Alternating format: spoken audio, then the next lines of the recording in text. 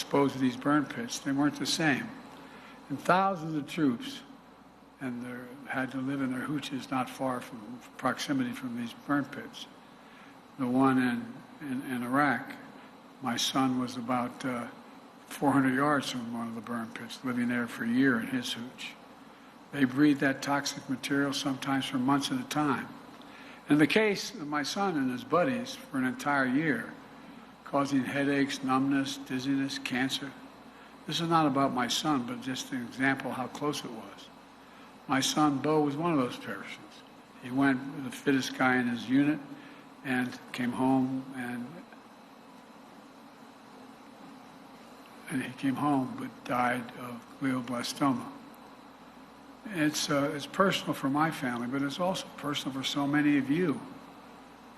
Secretary of the VA, McDonough, and I just had a long talk. He couldn't be here today, but he can.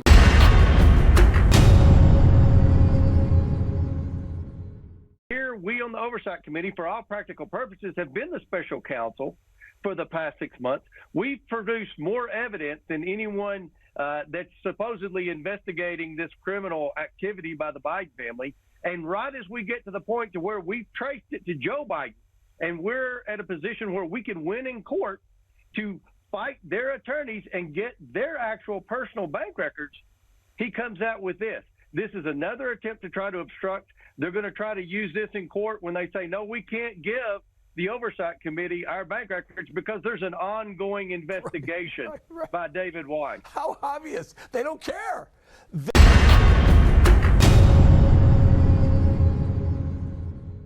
Because you were talking to doctors to try to find out the right ways to treat COVID without having to get too many boosters and COVID shots.